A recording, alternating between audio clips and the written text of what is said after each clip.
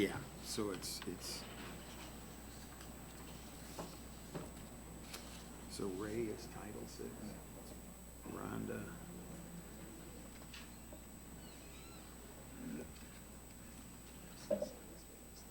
Hmm? Oh, is she here?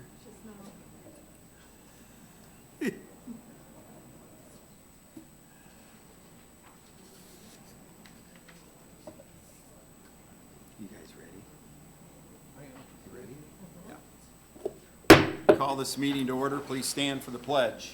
I pledge allegiance to the flag of the United States of America and to the republic for which it stands, one nation, under God, indivisible, with liberty and justice for all. Good morning. This is Porter County Board of Commissioners meeting, Tuesday, October 2012. It's a little past 10 o'clock. We'll move right into the consent agenda. Melanie? Approval of payroll, October 1st, 2021. Approval of claims, September 23rd, September 30th, and October 7th, 2021. Approval of minutes for September 21st, 2021, September 29th, 2021, special meeting. Weights and measures monthly report for August 16th to September 15th, 2021 filed. Okay, thank you. Throw that to the floor for action. Motion to approve consent agenda. Second. We have a motion and a second. All those in favor signify by saying aye. Aye. Aye. Opposed, same sign. Motion carries. Next up, we have an announcement. The Board of Commissioners' November 23rd meeting will be canceled. That's the week of Thanksgiving. So do we need to vote on that? Yes. Yep. Motion to approve. Second. We have a motion and a second. All those in favor signify by saying aye. Aye. Aye. Opposed, same sign. Motion carries. We're going to get in right to the Commissioner's agenda here. We have an ordinance amending Title 10. This is second reading. An ordinance amending Title 10 of the Porter County Code of Ordinances pertaining to golf carts and off-road vehicles. Motion to approve on second reading. Second. We have a motion and a second on the ordinance amending Title 10 of the Porter County Code of Ordinances pertaining to golf carts and off-road vehicles, second reading. All those in favor signify by saying aye. Aye. Opposed, same sign. Motion carries. Next up, we have the Animal Control and Animal Shelter Services contracts between Porter County Board of Commissioners and the following cities and towns. We have the Town of Beverly Shores for $2,000, Town of Hebron for $6,393, City of Valparaiso for $66,154, Town of Chesterton $27,347, and Town of Porter $10,158. And that is the rundown of the agreements that we'll be approving that are on the docket today. Motion. We have a motion and a second. All those in favor signify by saying aye. Aye. Opposed, same sign. Motion carries. Next up, we have a resolution of the Porter County Board of Commissioners regarding the successor custodial appointment of Porter Memorial Hospital. So what this boils down to is that back in '93, there was an employee, back when we owned the hospital, there was an employee retirement account that was set up. At the time, Wells Fargo Bank was the custodian of that account. That account is now, Wells Fargo Bank has resigned as the custodian. This is the resolution to appoint Great West Trust Company LLC, or Great West, as the successor custodian to continue to be the custodian manager of those retirement accounts. It's kind of one of the last hanging chads of our former ownership of the hospital. Do you have any idea what's remaining in that account? It's all the individual employees' money. That's their individual retirement. Motion to approve. Second. We have a motion and a second on a resolution between the Porter County Board of Commissioners. This is regarding the successor of our custodian appointment for Porter Memorial Hospital. All those in favor signify by saying aye. Aye. Opposed, same sign. Motion carries. Next up, we have an agreement here for a study for Wagner, Irwin, Shield, and Associates. This is a job classification and compensation study. This is something that the county council wants to take action on. And so in order to, they've put the funding together for this study, and now as the board, we have to approve the contract. So that's what's before us today. I'll throw it to the floor for any action. Motion to approve. I think this is a really good idea. I have some questions, Mr. Chairman. Okay. What is the amount of the contract? Not to exceed $98,720. All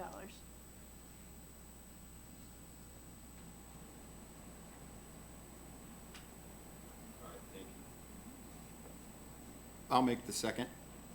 So we have a motion and a second. Any further discussion? All those in favor signify by saying aye. Aye. Aye. Pose same sign. Aye. Motion carries. Next up, insurance. We have, Mike, Scott, you want to give this, go over the, oh, we got Rhonda coming up.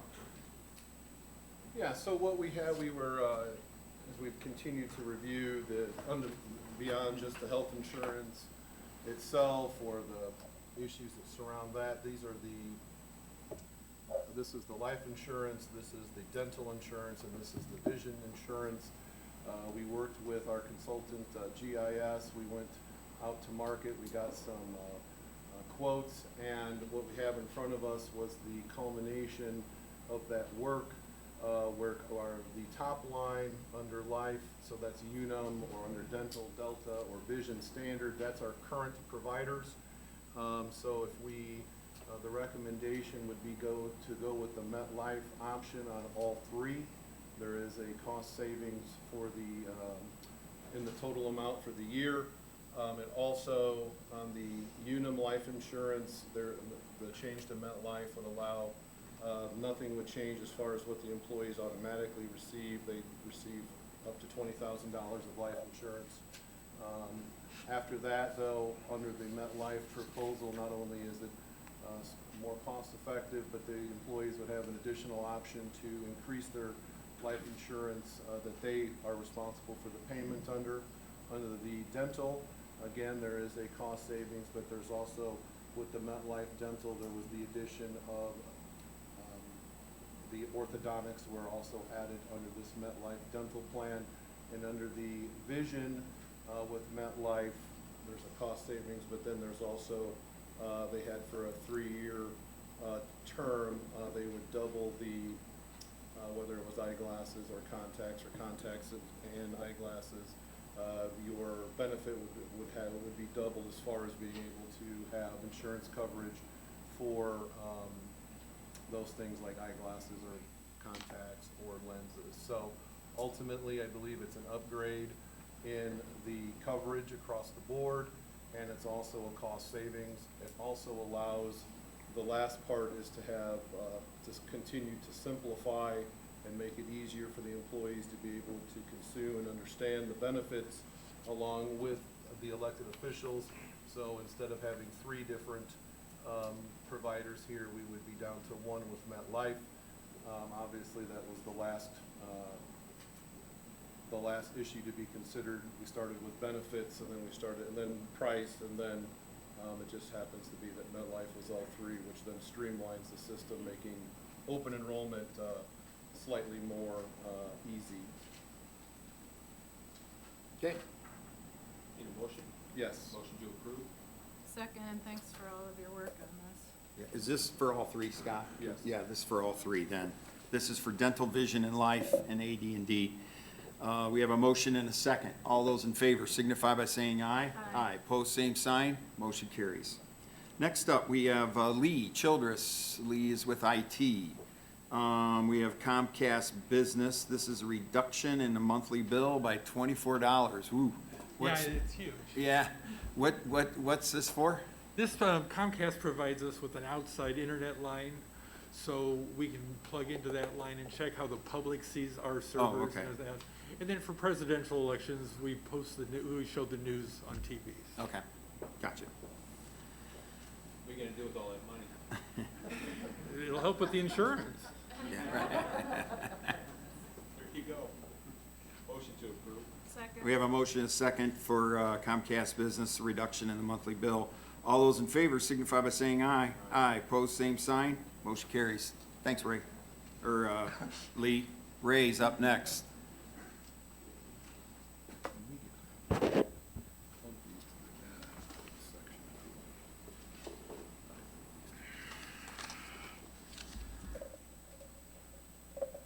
Hey, Ray. Good morning. What do you got? I'm here to transfer some funds from my fund lit to the 2950 or 2350 account to make us pass for the year. Okay. We have to do these separate then, right? Yes. Yep. Motion to approve. Second. We have a motion, a second, for a request to transfer funds for Facilities Department. All those in favor signify by saying aye. Aye. Pose same sign. Motion carries. Next up, we have a request to transfer funds again. This is the same fund, $5,000 for training and education to account for building maintenance. This is to cover operational costs for grounds and maintenance for the remainder of 2021. Motion to approve. Second. We have a motion and a second for the second transfer of funds. All those in favor signify by saying aye. Aye. Pose same sign. Motion carries. Thank you. Thanks, Ray. Hang in there. Next up, we have a request to approve plans for Bridge 68. This is Smoke Road at Jones Ditch. Mike Novotny, County Engineer, what do you got for us? Yeah, I'm pinch hitting on short notice here for Mr. Thompson, so, but I can cover all these items. Bridge 68, Smoke Road over Jones Ditch. The construction plans were sent down to the Commissioner's office for approval, signature of the front page. We are at stage 3, design, which will be submitted to NDOT for final review. And then final contract documents will be completed by the end of the year with a contract letting early next to move to construction. Okay. Any comments, Mike, or? You need a motion? Yep. Yes, sir. So moved. Second. We have a motion and a second for a request to approve plans for Bridge 68. All those in favor signify by saying aye. Aye. Pose same sign. Motion carries.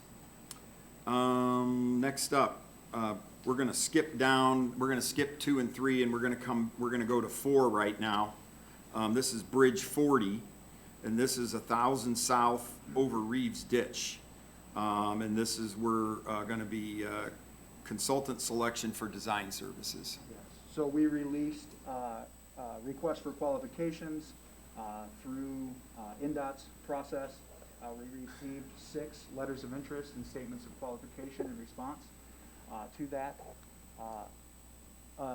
Scoring a review team consisting of myself, Matt Gavelik, our highway engineer, and Bob reviewed and scored the statements of qualifications. And based on the outcome of that scoring process, we are recommending that United Consulting be awarded the work. So what we're seeking this morning is approval from this board to proceed with contract negotiations with United Consulting on Bridge 40, which carries County Road 1000 South over Reeves Ditch, currently closed to traffic. Motion to approve. Second. We have a motion and a second for the selection of United Consulting for Bridge 40, that is 100 South over Reeves Ditch. All those in favor, what's that? Isn't it 1,000? 1,000, yeah, not 100, 1,000. That comes with the directions of how to get there. Yeah, I think it does now, it needs it now, right? In the middle of nowhere. Yeah. All those in favor signify by saying aye. Aye. Pose same sign. Motion carries. Next up, we have a zoning map amendment. We have to go back up. Do you want to go back up to those now, or do you want to No. go through these? Just keep going. Okay, we're gonna keep going. So this is a zoning and map amendment. This is RR Rural Residential to IN Institutional District, and the petitioner is the Union Township School District. We'll be doing a public hearing on this, so we'll be pausing the commissioners' meeting, and we'll be opening up a public hearing to discuss the zoning map amendment that is before us at this point in time. So, with that, we're gonna suspend the commissioners' meeting and open up a public hearing. We're gonna give 3 opportunities for anybody to come forward to speak in favor of the ordinance, and we're gonna give 3 opportunities for people to come up and speak against this ordinance. So the first call Anybody wishing to come forward to speak against this zoning map amendment? Second call, anybody wishing to come forward to speak against this zoning map amendment? Third and final call, anybody wishing to come forward to speak against this zoning map amendment? First call, anybody wishing to come forward to speak in favor of this zoning map amendment? Second call, anybody wishing to come forward to speak in favor of this zoning map amendment? Third and final call, anybody wishing to come forward to speak in favor of this zoning map amendment? And with that, the public hearing is closed, and we'll now open up back the commissioners' meeting to take action. Motion to approve. Second. We On have- first reading. We have a motion and a second on a zoning map amendment on first reading. All those in favor signify by saying aye. Aye. Pose same sign. Motion carries. We'll be back at the next commissioners' meeting on, for the second reading.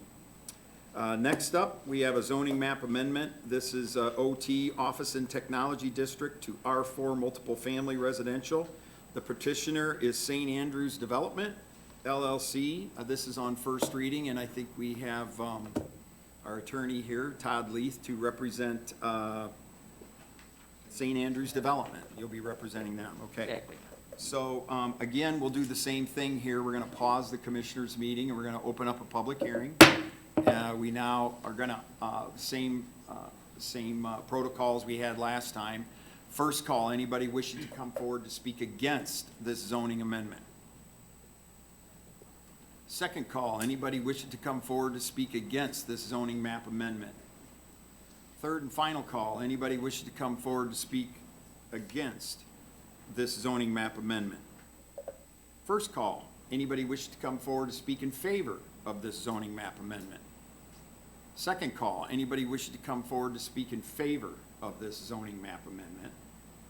Third and final call, anybody wishing to come forward to speak in favor of this zoning map amendment before us now? And with that, the public hearing is closed, and we now resume the commissioners' meeting, and I'll throw it to the floor for action on first reading. Motion to, second. Motion to approve. Second. I On did that on first reading, purpose. right? Yeah, we have a motion and a second on first reading. All those in favor signify by saying aye. Aye. Pose same sign. Motion carries. Thank you very much. Thank you, Todd. Next up, we have zoning map amendment again. This again is first reading. And this is for our, we're zoning rural residential to A1 agricultural, general agricultural. The petitioner is Cosmos Midnight Stables. And good morning. Good morning. Is there anything you wish to add before we go into the public hearing? I'm Katie Koff with Hefner, Wagner, and Evans. I Oh. represent the petitioner, so if anybody has any questions, I'd be happy to answer them. Thank you. Okay, so once again, we're gonna pause our commissioners' meeting and open up a public hearing. Okay, first call. Anybody wishing to come forward to speak against this zoning map amendment? Second call, anybody wishing to come forward to speak against this zoning map amendment? Third call, anybody wishing to come forward to speak against this zoning map amendment? First call, anybody wishing to come forward to speak in favor of this zoning map amendment?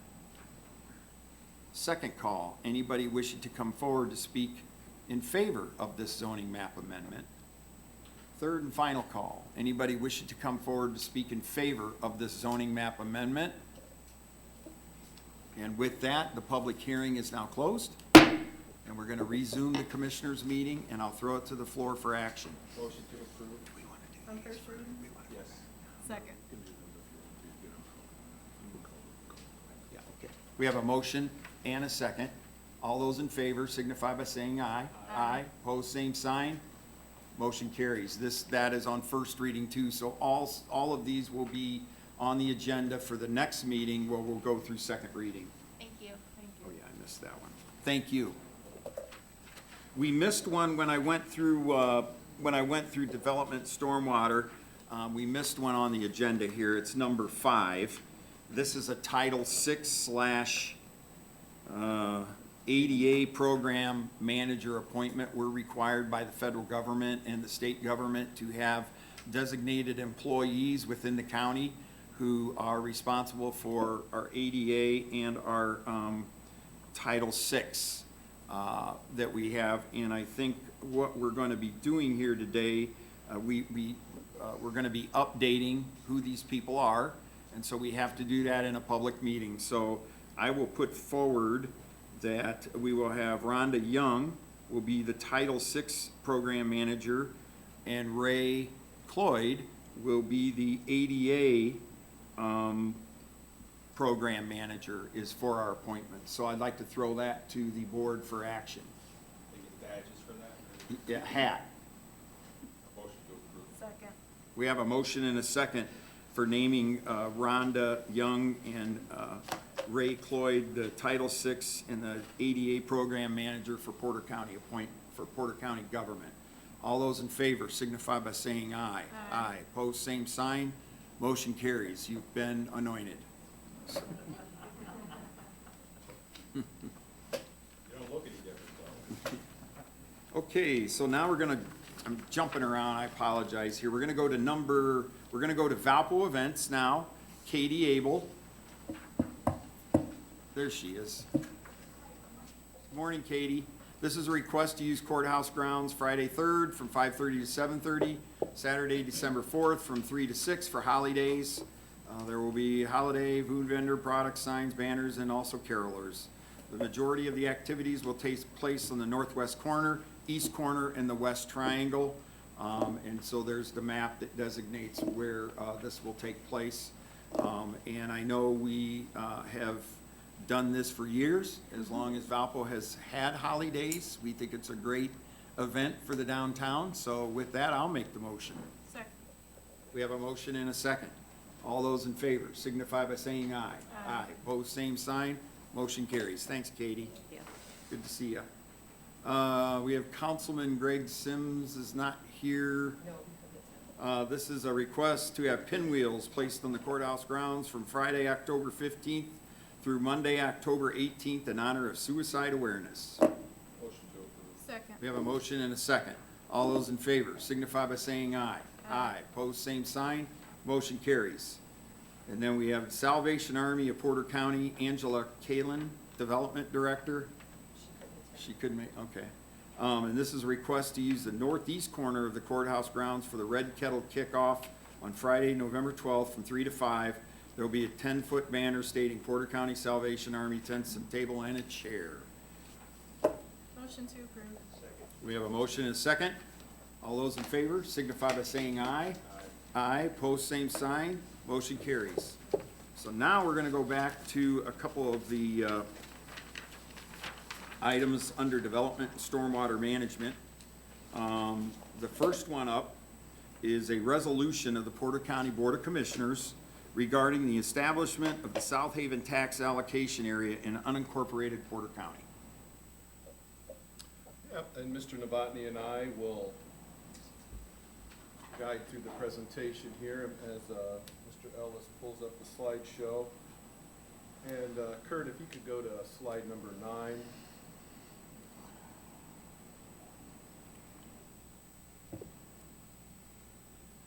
So the area in question, I believe, is on the screen. This is the proposed tax allocation district boundaries for the South Haven TIF district. So everyone has an idea. The way this progress works is that first, it has to come out of redevelopment, which it did. It then has to go to Plan Commission, which we had that. We did redevelopment and Plan Commission in a joint meeting with this exact same presentation on September 22nd, 2021. The redevelopment commission made their motion and second and approved the resolution, and then the Plan Commission also. That's why we're here before the county commissioners today to also approve or disapprove the resolution. And then it still has one final trip back to the redevelopment commission for the confirmatory resolution. And again, I know this becomes a little bit confusing.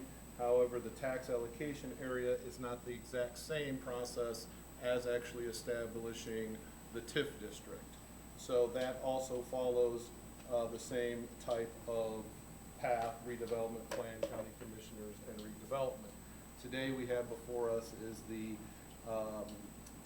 the resolution regarding the establishment of the South Haven tax allocation area, which is what is showed on the green map. Kurt, if you could go to the next slide.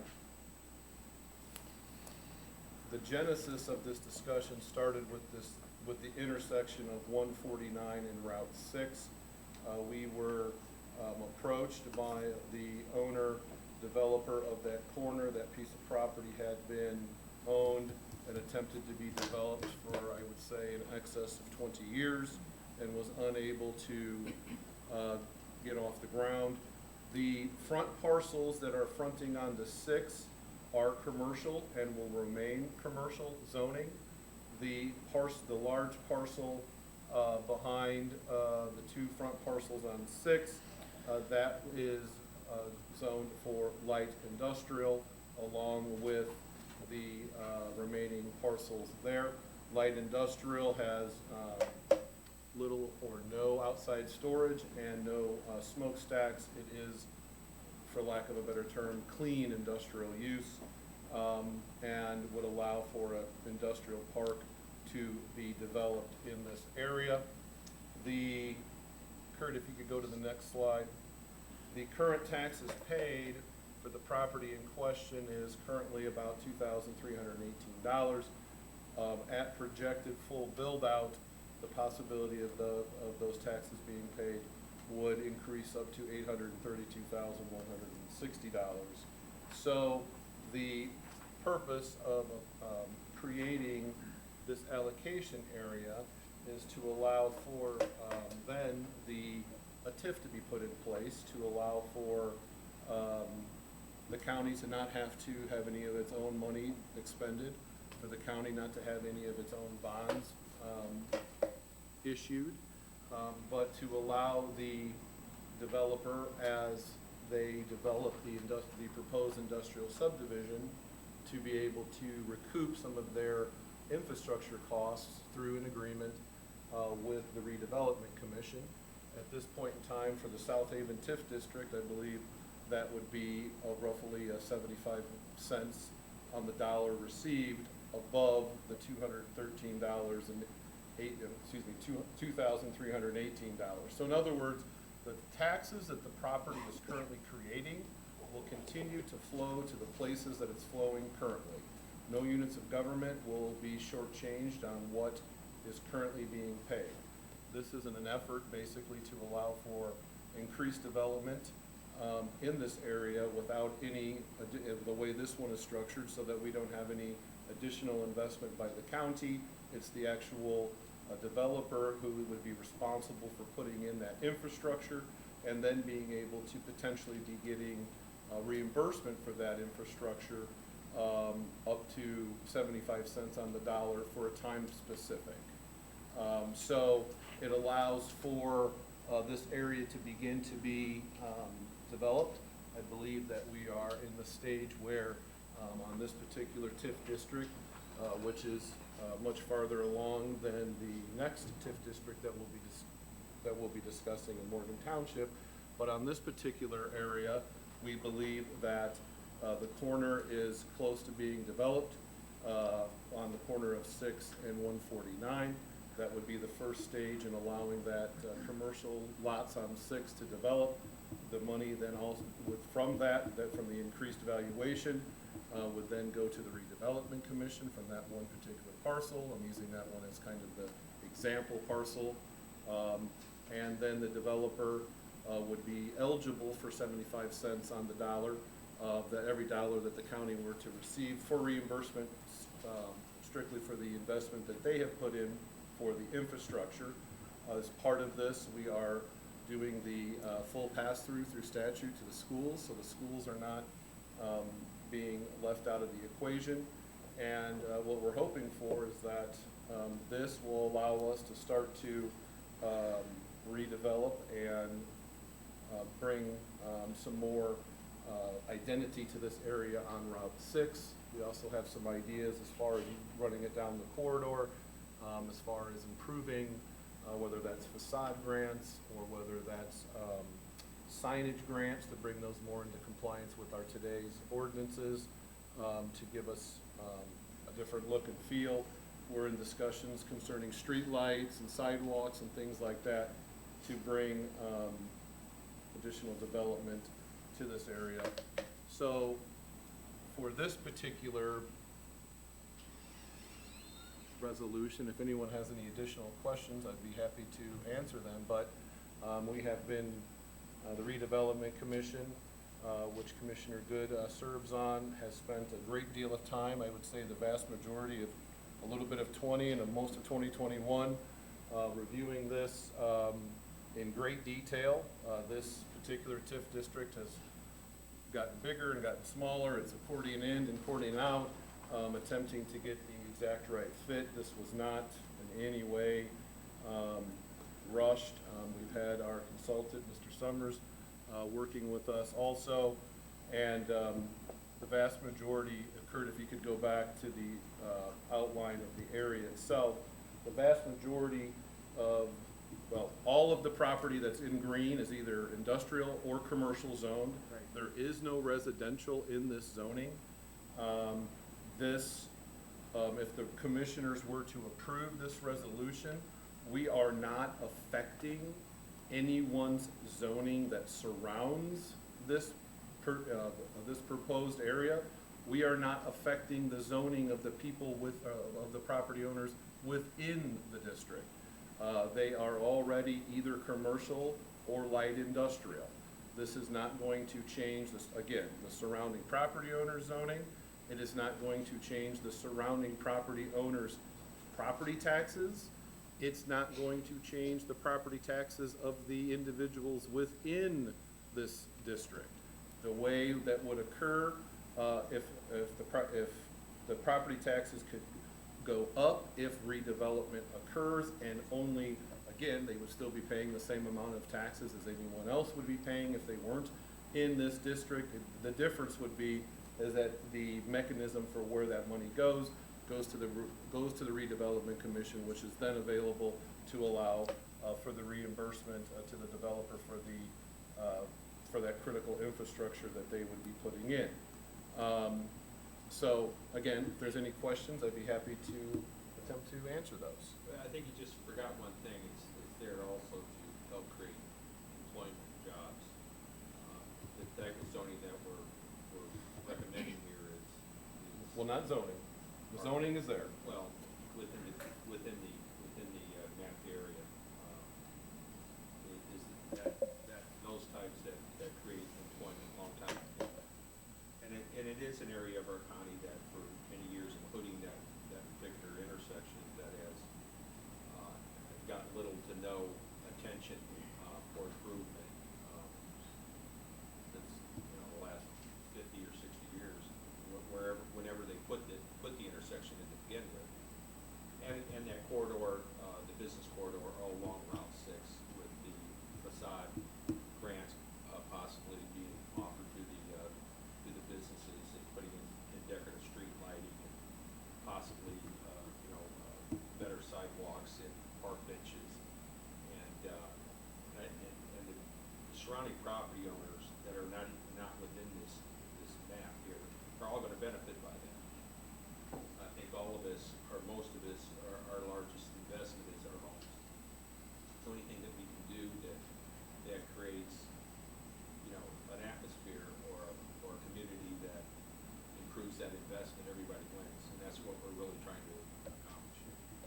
I would agree, and I did spend enough time on the job component. The entire, not the entire, but one of the main points of having the light industrial subdivision is to have that ground available, shovel-ready, with the appropriate infrastructure in place, designed correctly and appropriately so that it meets the standards of the area, meets the standards of our overlay.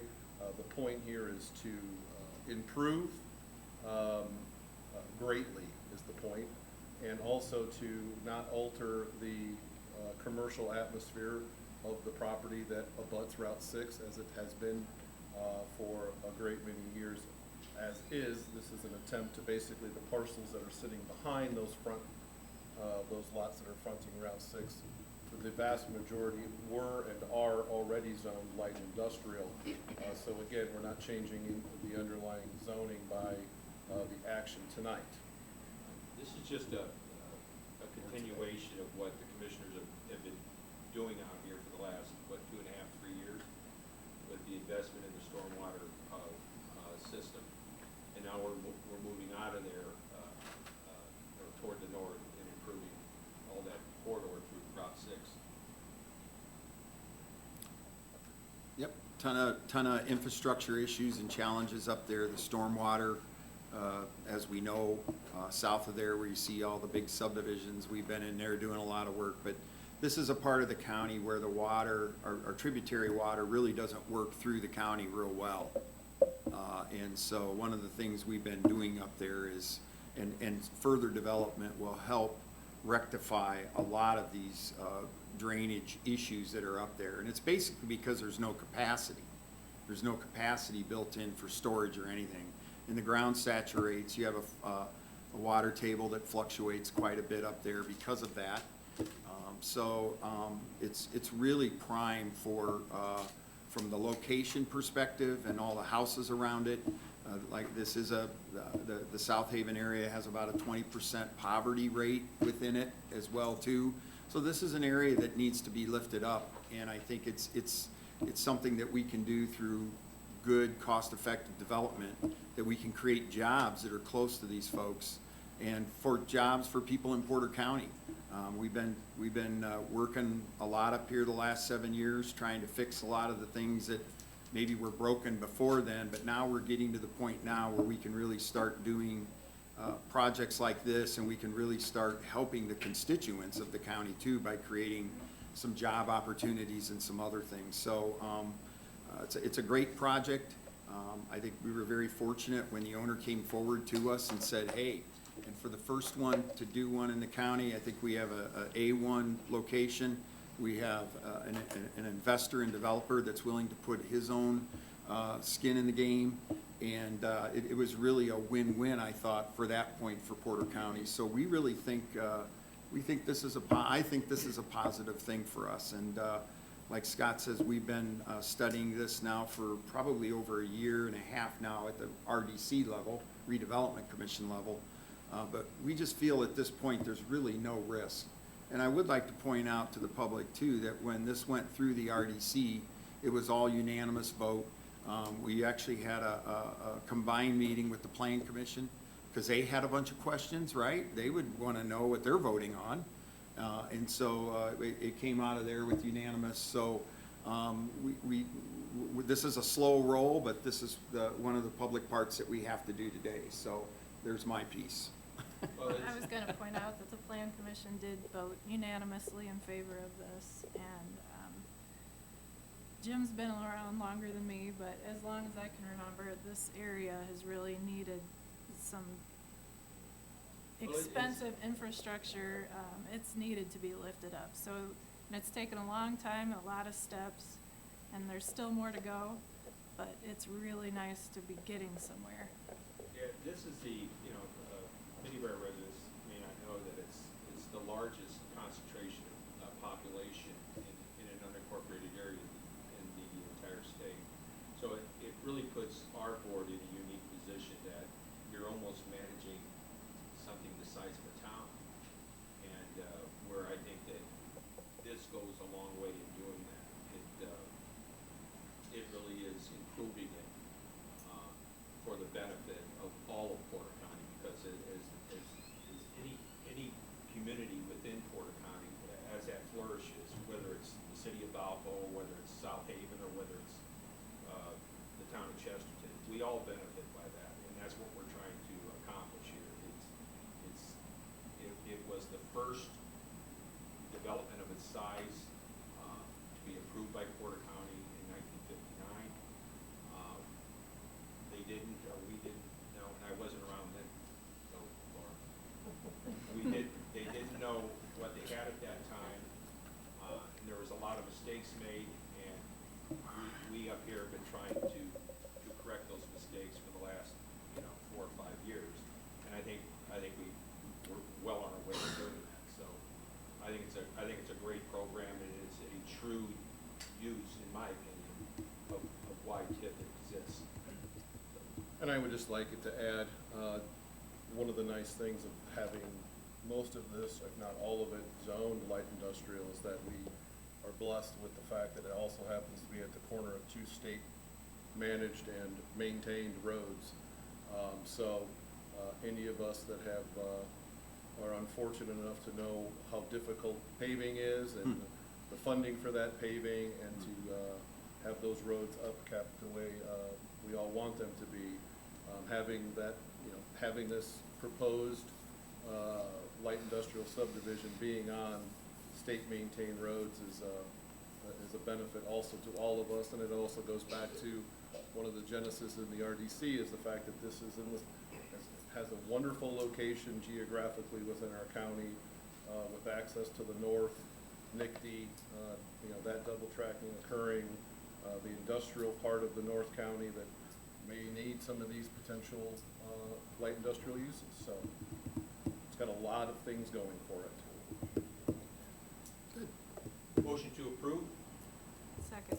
We have a motion and a second for a resolution of the Porter County Board of Commissioners regarding the establishment of the South Haven tax allocation area in unincorporated Porter County.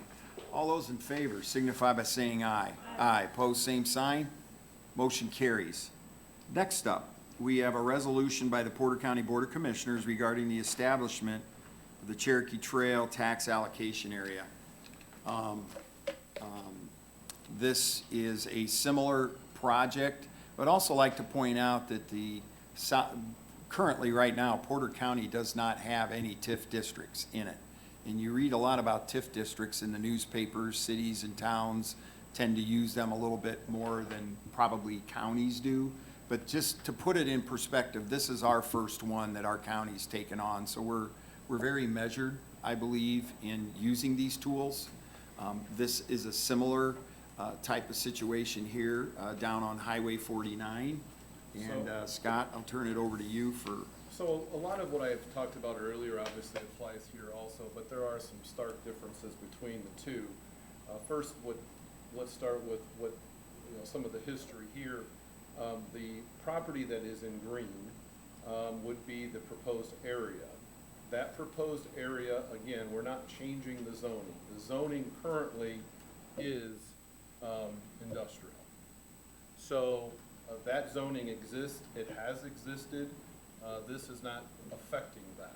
The property that's moving to the east of this property is residential, currently zoned, and obviously residential is not part of any proposal for this particular area that in question.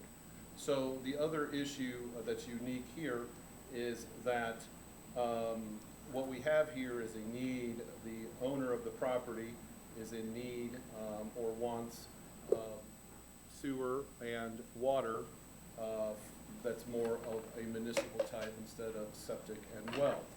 There has been, before we endeavored into this review, there was a change in the state law that would have allowed, we always had this ability to move forward with this potential tax allocation area, but the state law that was modified would have allowed the city of Valparaiso to, in a unique way, annex down 49, down to this area. The annexation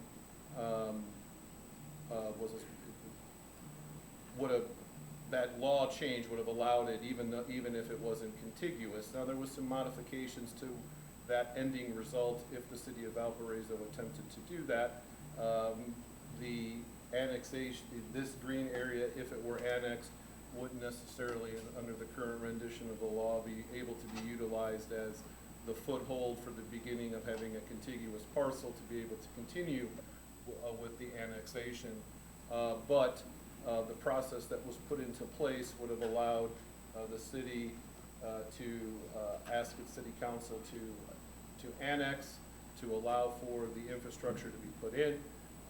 And then if, you know, ultimately, if the city council was not, did not have an appetite for that, it also had an override feature that could have gone to the circuit court judge of our county.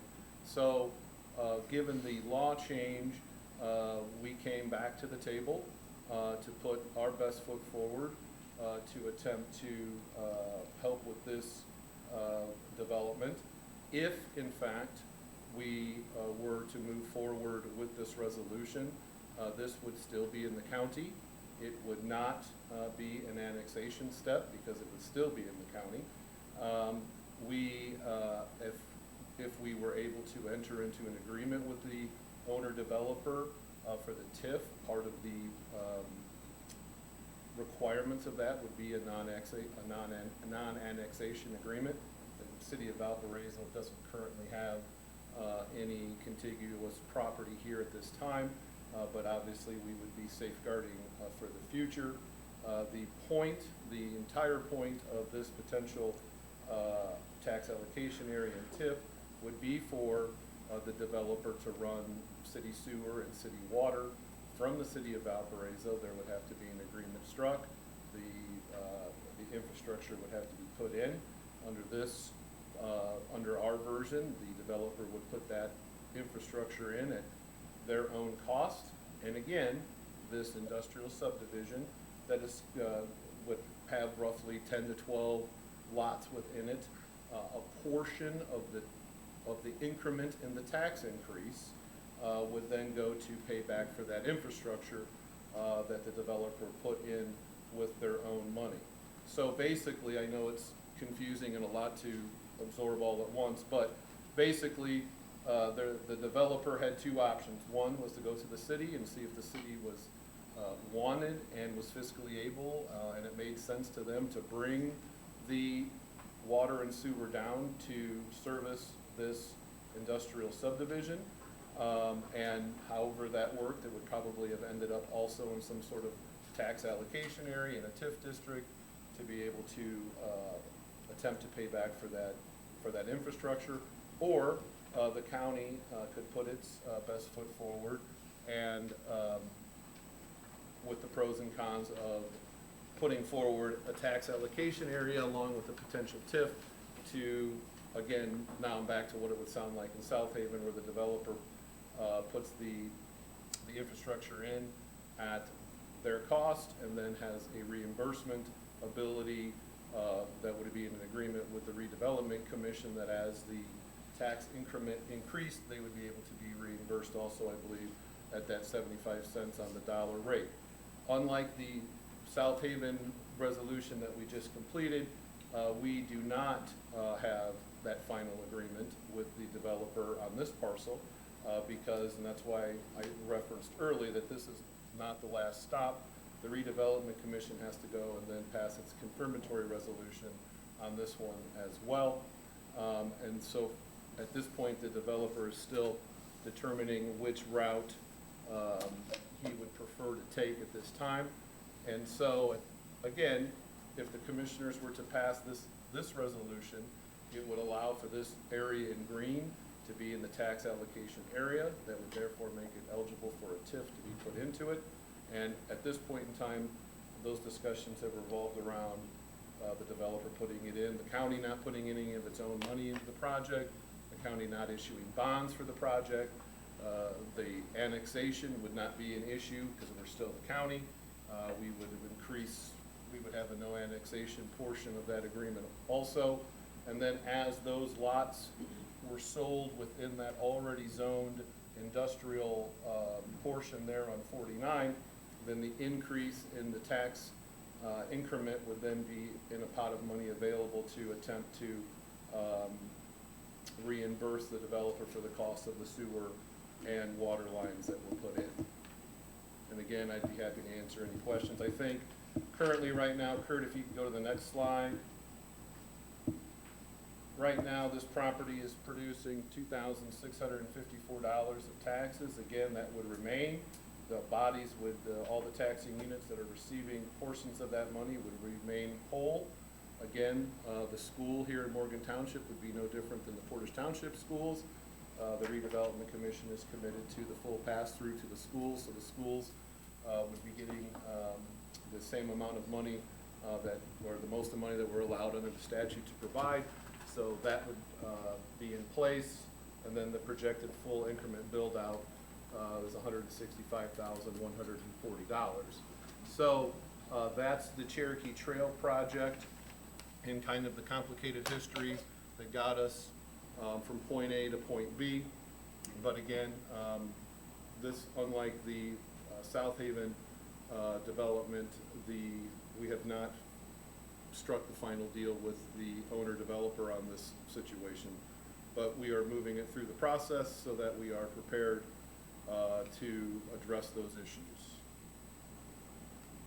So to be clear, this is not a path for Valpo to annex, it's the opposite. Under our version, it would be the Yes. opposite, correct. And the city's version obviously would be going down the annexation route. Right. And this area is already zoned industrial, so he really doesn't, he can do it however he wants. Correct.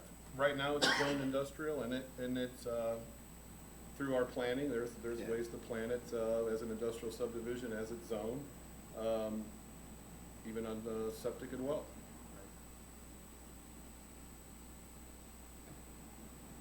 Motion to approve. We have a motion and a second for the resolution for the Porter County Board of Commissioners regarding the establishment of the Cherokee Trail Tax Allocation Area. All those in favor signify by saying aye. Aye. Pose same sign. Motion carries. And that brings us, I think, to the end of our meeting. Is there anybody here wishing to address this board? Thank you, Mike. Please come forward.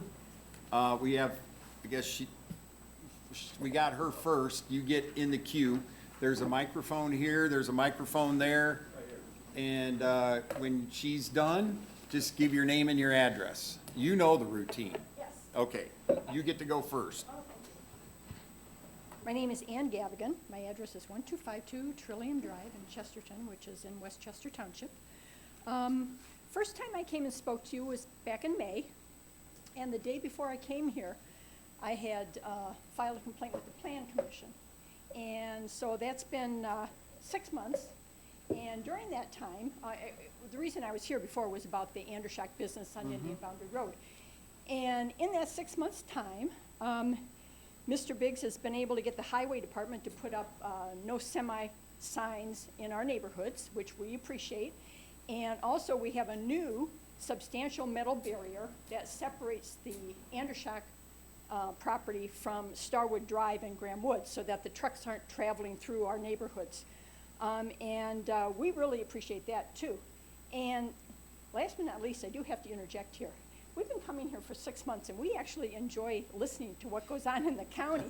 It's been informative, and You it's, really need to get a hobby. maybe so, maybe we like boring, I don't know, but, you know, I mean, yeah, no offense to the newspaper, but it doesn't put everything in. So, you know, we've been learning a lot. You only get so many words, right? Yeah, exactly. But, you know, because of the signs and the barrier now, we're back to the semis blocking up Indian Boundary Road that deliver the produce there.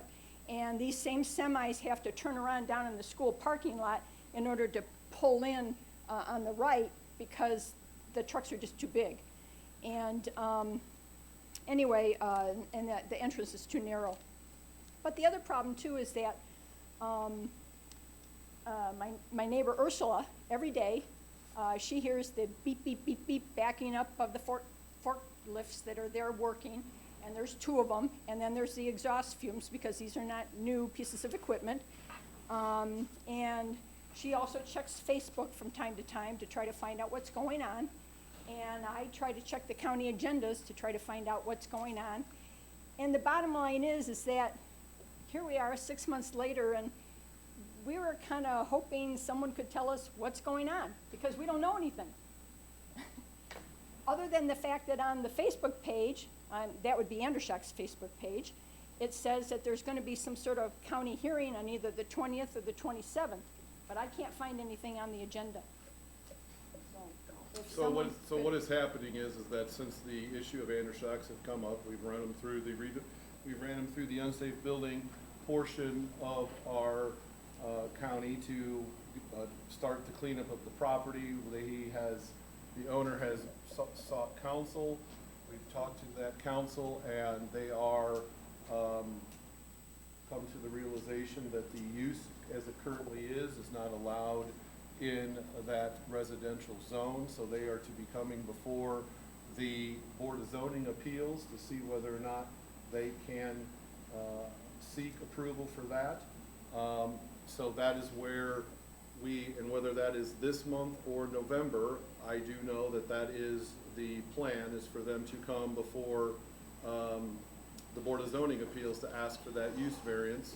And then when they are on the agenda, the surrounding property owners will get notice by certified mail, and will also be put in the paper and also be on the agendas that are posted for the county. And that's why the process that you've been talking about concerning the signs and the barriers, and pressing him, the owner, to seek counsel and to move towards either figuring out a way to attempt to become an allowed use or to cease operation. So we are at the unsafe building portion was to effectuate some cleanup of the property, and through that process is what's led him to seek counsel. And then after talking to his legal counsel, we became clear that he would need to seek either a variance or a rezone to allow the use. And so my understanding is that him and his counsel have met with planning staff to prepare their petition to go before the Board of Zoning Appeals to see whether or not their proposal would be acceptable to the redevelopment to the Board of Zoning Appeals. And obviously, those issues would have to address all of the issues that are vexing the residents or the surrounding property owners, which traffic, lighting, hours of operation, what can be there, how garbage comes and goes, etc. If they're able to do that, obviously that'll be at a public meeting where these neighbors will have an opportunity to speak.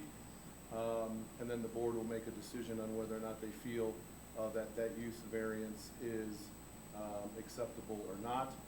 But that's where we're currently at, so I feel that we have been putting the pressure on, and that's why we've done the signage and the barriers and to stop the traffic.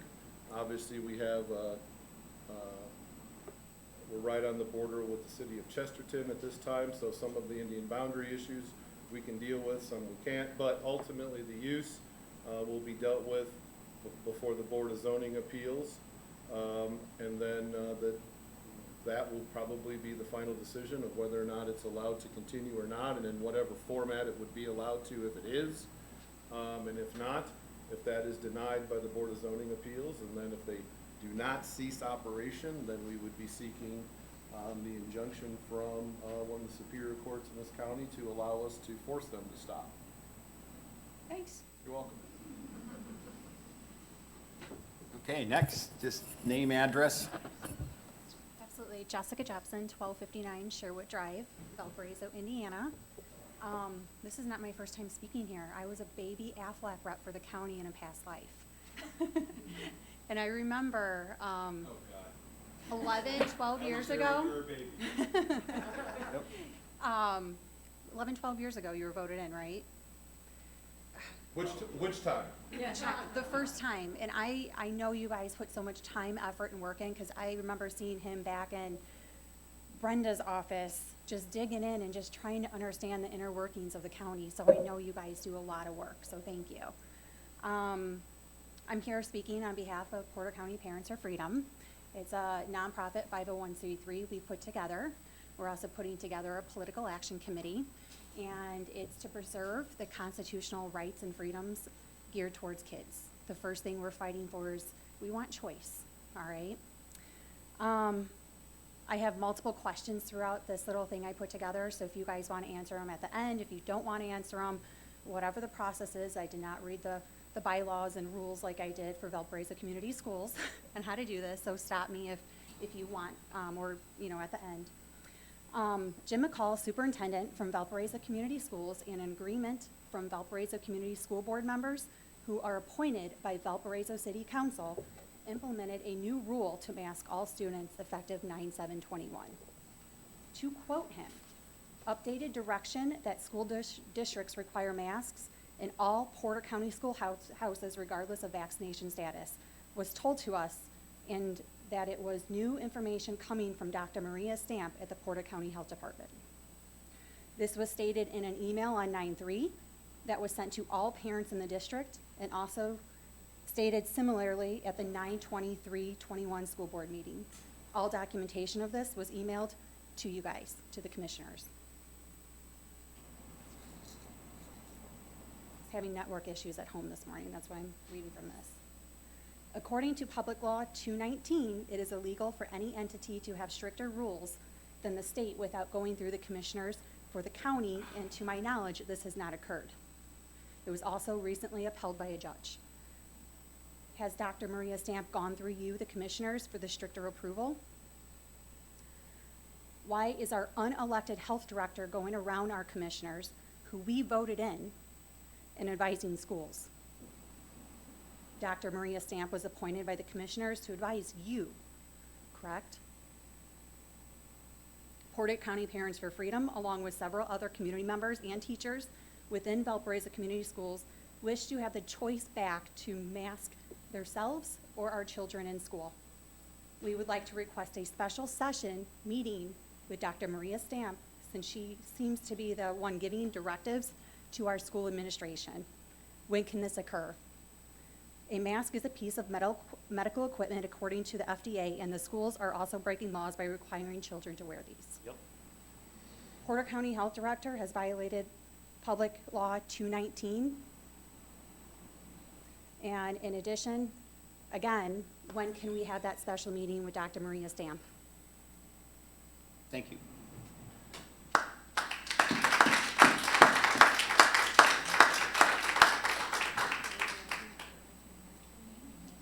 morning, everyone. Morning. Unlike her, this is my first interaction with local government, so forgive me if I'm a little nervous. So I'm Reagan Miller of 137 Regatta Court in Valpo. I've worked in healthcare for 18 years. My husband is an Indiana National Guard officer, and I have 3 kids, 5, 3, and 1. Of my healthcare experience, I did 10 years as a medical laboratory scientist, and then I did the past 8 years as a nurse. I'm in the graduate program of nurse practitioner, and I'm doing my clinical practicum at a pediatric clinic. So when people ask me, aren't you scared of your kids getting COVID? I'm a scientist, I'm a nurse, I'm a healthcare provider. I look at data. So I'd like to share with you the data put out by the American Academy of Pediatrics. According to their data, 0.1% to 2% of all their child COVID-19 cases from states reporting, which is 24, resulted in hospitalization. The states reporting for mortality, which is 45 states, 0.0% to 0.03% of all child COVID-19 cases resulted in death. So when people ask me, aren't you scared of COVID? I say no, because I look at the data. That's right. I know what harms kids, I know what kills kids, and it's injury, cancer, and suicide. And suicide is on the rise. So my question to you is, what are these masks protecting them from? Parents' job is to assess risks for their kids. We do it every day. When my 5-year-old asked me, can I ride down the mountain of our neighborhood, which is a slight incline down the street, I have to assess risks. When she asks if she can play at a kid's house of the parents I don't really know, I have to assess risk. So I'm asking you to help us. Help us take back the sole responsibility for assessing risk for our child. Help us remove the burden from our kids. They are young, blissfully ignorant, and free from responsibility for such a short time. So help us. Help us navigate us as lay people. Who is responsible for this, and help us mitigate an open forum or meeting with the person responsible. Thank you.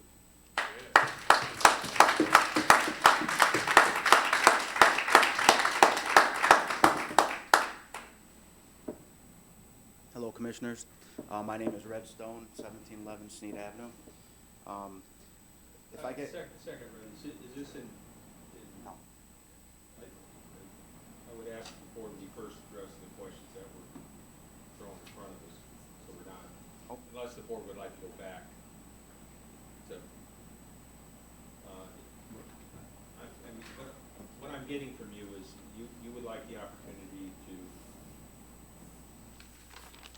to have, to ask questions to Dr. Stamp in regard to the subject matter.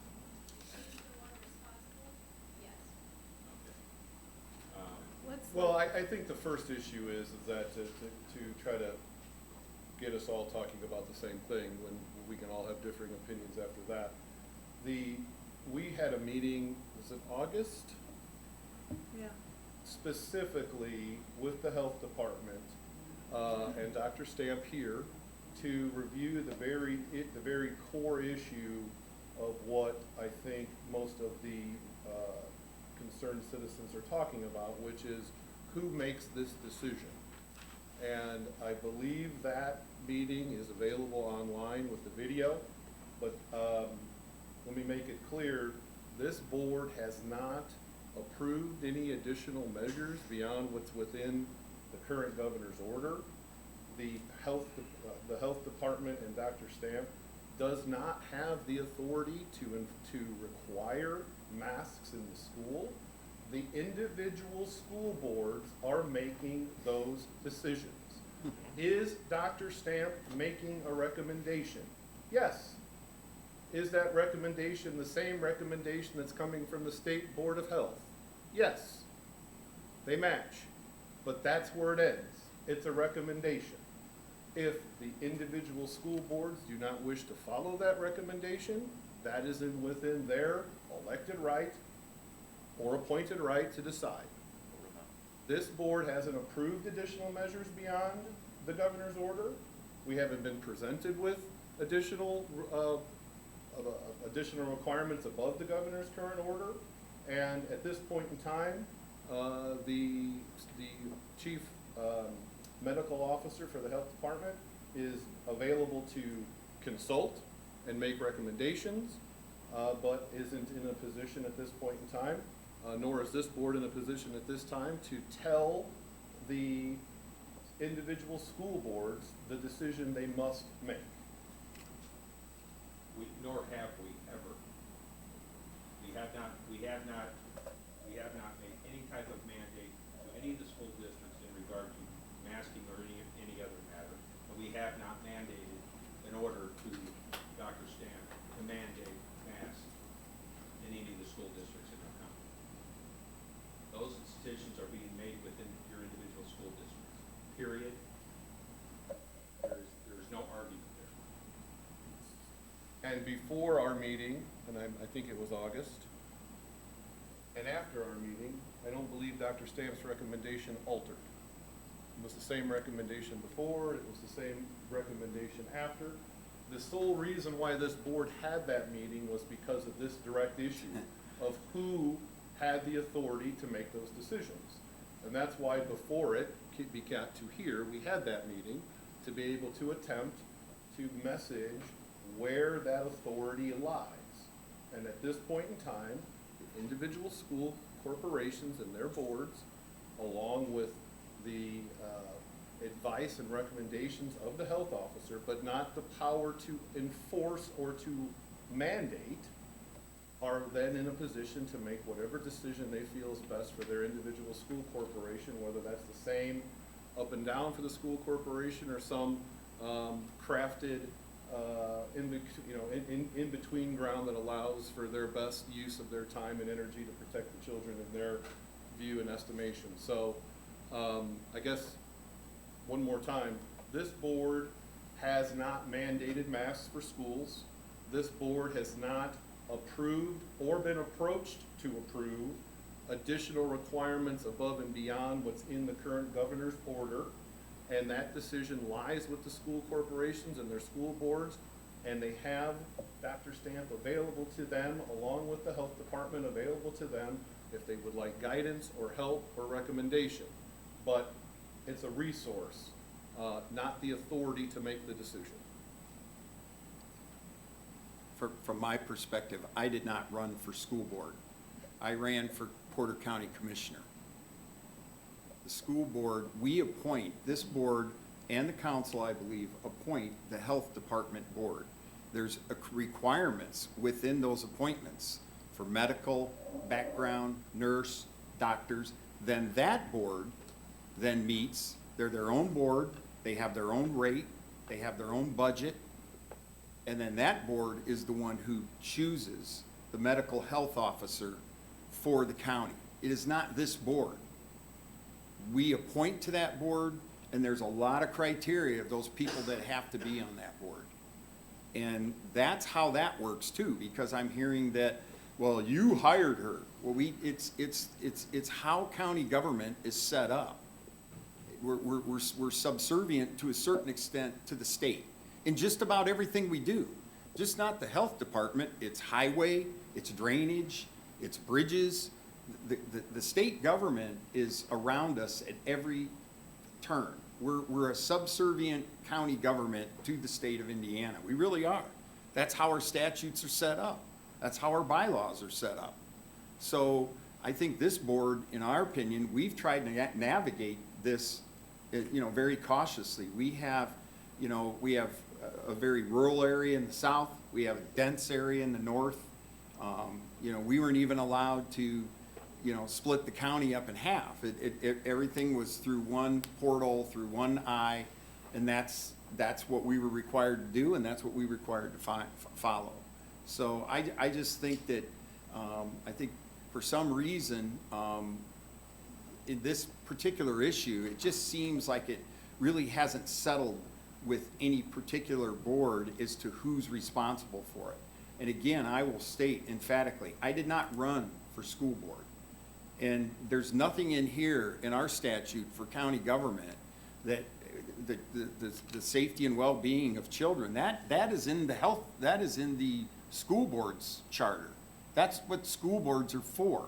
We're here to do bridges, roads, and employees, and buildings, and do all these judicial, that's what we're here to do. We're the mothership. That's what we're here to do, to make sure that all these different entities keep moving on a day-to-day basis. And that's what we're trying to do up here, either during COVID or after, or pre-COVID.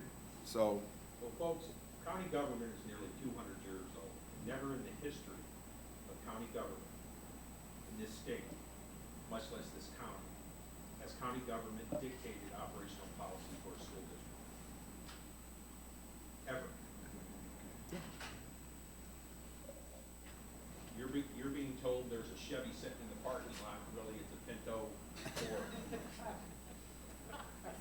So to be clear, the deflection of responsibility that McCall is saying to the health department is not so. It solely rests with the school board. Correct. He is saying in multiple statements that him and the school board are putting responsibility off on the health department and what she's requiring. that's why you need to go back and look at the video when we had the health department here with the health department attorney. We had us here with the county attorney, and this was discussed in a public meeting very clearly as to where the responsibilities outlie. I can't be responsible for what some other board or political subdivision says or does. I can't, how can I control that? I can't. But what we're telling you here today is that we've made every effort publicly to address this situation, but for some reason, it just keeps coming back, and keeps coming back. Now you know why. Well, I think, I think that, we're always the last one to come to up here, and I think that our actions have been very clear throughout this whole COVID deal. I think we've managed our county extremely well. Some might disagree, that's fine, that's okay to disagree, right? But I think we're trying to take a look with the information that we had at the time and what we're trying to do, we're just trying to put the best foot forward for everybody. And I'd also like to say one other thing. The first go-around, this county never adopted a mask ordinance ever. It was the governor that stepped in and did that for us. So I think that, I think we held on and we tried to hold out as long as we could because there wasn't data out there. So we were holding back. But everybody always tends to forget that part of what we're doing up here. And I will go back again, and I think we've been very, you have to be measured. There's liability involved. There's all kinds of legal issues that are involved. So, I think we're trying to really maneuver this the best way we can. And I know this board has, because we talk a lot about it, and we're trying. We're to the point now where we even try to get ahead of it. But sometimes that's bad too. So it comes at you from a lot of different directions, but that's what I signed up for as a commissioner, I guess, but not as a school board member. So. Well, some school districts here in Porter County have stepped up, and they've made it clear to their parents that, this is our decision.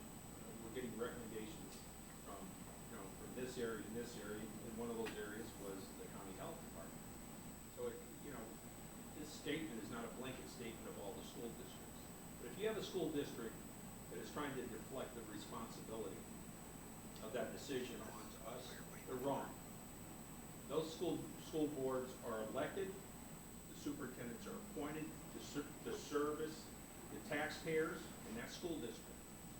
And they should step up and take the responsibility when a major decision like that is made, rightly or wrongly.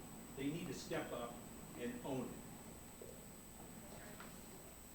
it. August 31st was the commissioners' meeting in which we had the health department here. I believe it's on our website and our Facebook site. You can go look at it and whip it up. It's all there. It's all public, transparent. So you did see it. Okay. I just wanted to make sure that nothing had changed. If you need to come up, because it's We not like to get it recorded so we can hear what people are saying. And that, when she does the minutes, that's That's why fine. we ask for your name, so that when we do the minutes, we can say who said what. Right. I just like to explain it, that's why. Go ahead. Yeah. I appreciate the August meeting, but a lot came out of the September 1st governor's order. And then when that kind of expired or didn't expire on the 30th, I was wondering if anything had changed from your responsibility. And you answered my question is no. So, appreciate it. Thank you. Thank you. Are you ready for Red now? Red. I'm not sure. I don't even know if I want to talk. And I will say, in their defense, I am on the school board at Duneland, and we are 100%. We vote on it. We vote on our mask mandate, bottom line. So it is what it is. I take full responsibility for any vote I take. Anybody who wants to talk, anybody's more than welcome to talk. So with that being said, what I want to talk about today was I had a meeting on June 16th, pretty important meeting. I'm big into mental health with our kids. By the way, we've had way more suicides than we have had deaths with COVID, by the way. I'm kind of disappointed. I had both Democrats and Republicans in this meeting. Just to give you a little list of what I had North Shore, I had Franciscan, one of their mental health directors, Jim Biggs, thank you for being there, Greg Sims, who, by the way, asked for the pinwheels to be out the courthouse for 3 days, I think this weekend or some weekend, I believe, for Suicide Prevention Week. I had Jeremy Rivas, Gary Gurman, the head of the Department of Mental Health, Dave Reynolds, Ed Soliday, okay? Robert McDermott, who's our assistant superintendent. And we had a very, very, I thought it was a great meeting. And, what came out of it was Ed Soliday said, hey, if we can get a plan, let's go downstate, see if we can't get some money for mental health, see where the state of Porter County lies. Who's providing what services to our kids. I know Duneland is providing great services of mental health to our kids, but it seems like after 18 years old, you're on your own. And we wanted to try and identify what services were out there, what people were doing good, what people are doing bad, and what we can do to, you know, identify this problem. I reached out to Price Healthcare Group, who the gentleman from Franciscan told me was the best, one of the best in the nation. She's out of River Forest. She's been doing this 35 years. She gave us a behavioral health needs assessment, and I've been waiting to see if this is gonna get passed. It's $16,000, and I'll be honest with you, at this point, I'm not even worried about the money. I'll get it raised, I'll get it covered. I just wanna know that if you're not gonna pass it, just let me know, because I've been, every month, oh yeah, it's gonna be on the agenda, it's not gonna be on the agenda, and anybody that knows me, I'm straight up. If you're gonna say you're gonna do it, then do it. If not, just tell me. I'll raise the money and do it myself. But I'm not gonna just keep going month to month, you know, getting strung out. Just be honest with me. If you don't wanna do it, there's gotta be a reason. I don't know why we don't wanna do this. I mean, we spent $100,000 to figure out the salaries of Porter County. I mean, I run a business. I know all the salaries and where I need to be competitive. But hey, this is $16,000. I have no problem raising it. I just wanna know, are we gonna have access? I mean, I could have Dave Reynolds, be in charge of, you know, the behavioral assessment. So he can maybe look at his jails, so we can look at the county. This is a big deal, and I am not gonna stop. I will be up here till the day I die, and that's the God's honest truth. I believe it. And I'm not looking for the 16,000. Like I said, I'll raise it if I have to. I don't care. But the bottom line is if you guys can't invest $16,000 for, you know, 170,000 people of Porter County, 170,000 citizens of Porter County, I mean, that's horrible. I mean, and our services are not good in Porter County, and a lot of people know that. And I just don't understand why we're not looking to try and address this. Well, Red, you've given me, I was, you know. And at thank the you, meeting, Jim, you've been. You've given me the proposal. I handed it off in, I believe, in July, to the other two commissioners. I've had some talks with Commissioner Good about it. We met with, I think it was last month, we met with Porter Stark.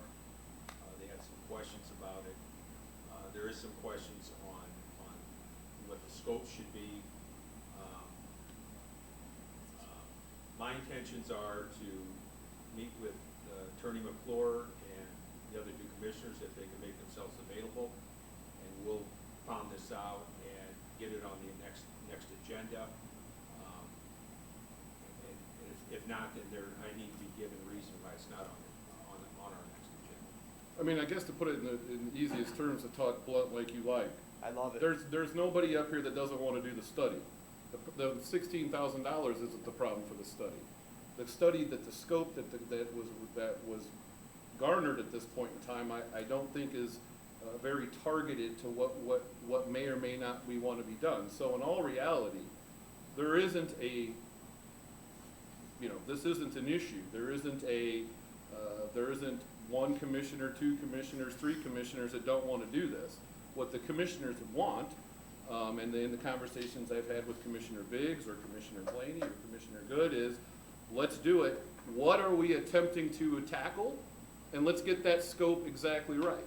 Frankly, right now, the scope in the proposed study is going to give us something that says we need 84 more beds, 16 new doctors, 14 nurses, et cetera, et cetera. I'm not exactly sure that's the scope we're looking for. I think what we're attempting to do, and at least the conversations that we've had, is what are we attempting to tackle? Let's say it's suicide. Well, then let's get a scope that talks about suicides. If it's drug use, let's get a scope that talks about drug use.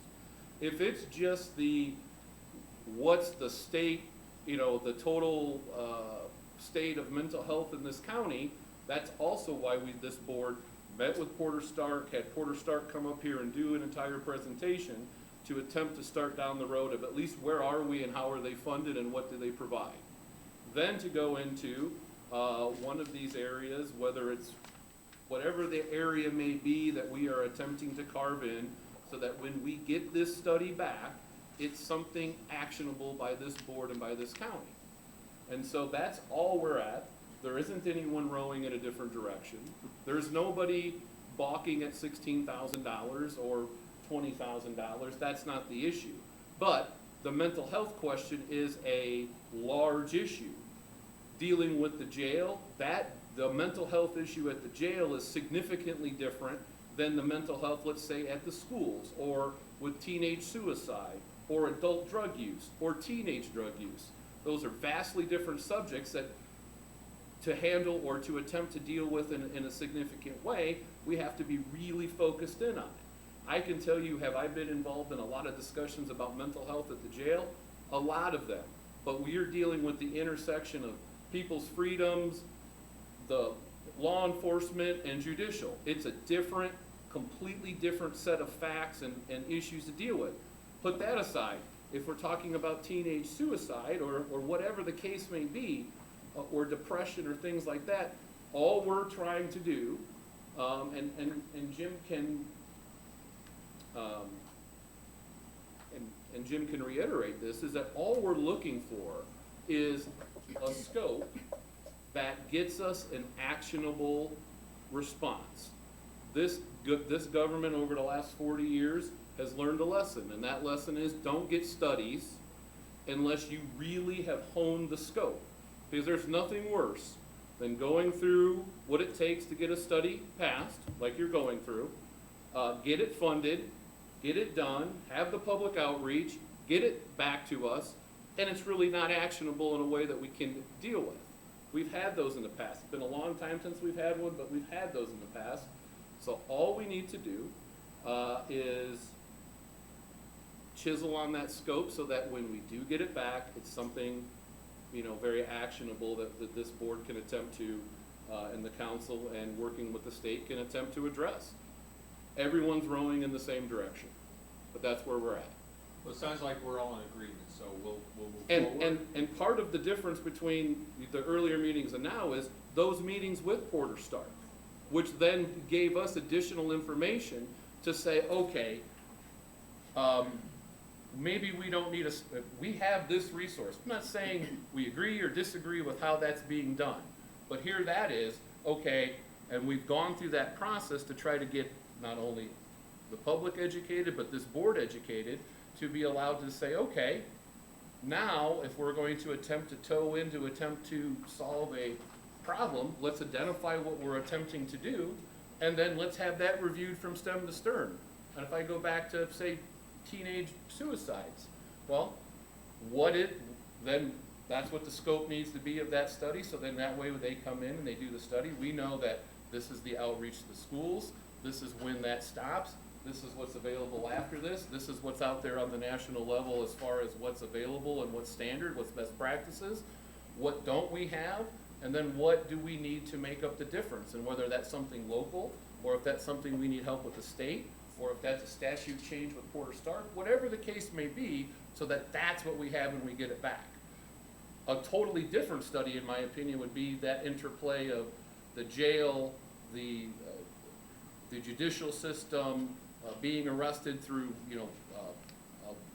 law enforcement, et cetera. That's a different ball of issues and problems as opposed to one of the many other issues that could be reviewed here. So I don't think we have anyone going in a different direction. I think it's a matter of getting it scoped down so that when we do get it back, we can do something with it. So my question, I guess, to you, since we're talking blunt, which Mhm. I like, is have you talked to Jan Price? She's an expert in the field. By the way, you know what she does? To talk blunt, I don't talk to the consultant about the scope. I figure out, because. But I'm saying, you're the expert about, I'm the not the jails or the expert. schools. I can tell you, I'm the expert on our schools. Okay. And our schools are doing great. Our Good. schools are doing great. It's the county that's having a problem. It's the county that's suffering, because you guys will not take action. Because you guys have been slow walking it, the bottom line, slow walking it. And it's a shame, because you know what, you're afraid of what you're gonna find, and you don't wanna spend money on it. Well, let's, But I'd love to keep this conversation going, because it's gonna keep going. So, well, because them 15 pinwheels that are gonna be out there, okay? I want a little bit more action than putting pinwheels up. God bless Greg Sims. He's another one who I believe is a great man doing good things for suicide prevention, and he was in favor of this. Loved it. Everybody loved it, except oh, well, I appreciate your comments, and Scott, appreciate your comments, it was all good information. I'll get with Laura and Jeff and the county attorney, and we'll get the scope of the study where we need it, judiciously as possible without making any mistakes, and we'll try to get it on the next agenda. I appreciate, like I said, if you need heavy lifting, I'm more than happy to I know do you are. whatever you guys need me to do. I So, know. so you guys don't have to lift a finger, literally. So, thank you. Thank you very much. Anybody else wishing to address this board? And with that, we stand in recess. Oh, you have something. Oh, he was gonna talk? Oh, Hold on. oh, whoa, I'm gonna reopen the meeting, go ahead. If I I'm could- sorry I didn't see you over there. That's fine. If I could, I just want to mention, I'm a real simple guy. I don't know much. Thankfully, I never went to a public indoctrination camp. I was private school. I was homeschooled. And I just have a question. I don't know if you can answer this. Sorry, I forgot to take this off. I don't know if you can answer this, but when I walk in the building, there's a sign that clearly says you have to wear a mask while in this building. When you go to school board meetings, some do, some don't. Right here, some do, some don't. Why can't we have the choice? Maybe it's not up to you. I don't exactly know where the authority is. But why can't we just have a choice? If you want to wear the dumb diaper, wear it. That's all I gotta say. Okay, anybody else wishing to address this board? And with that, we stand in recess this time.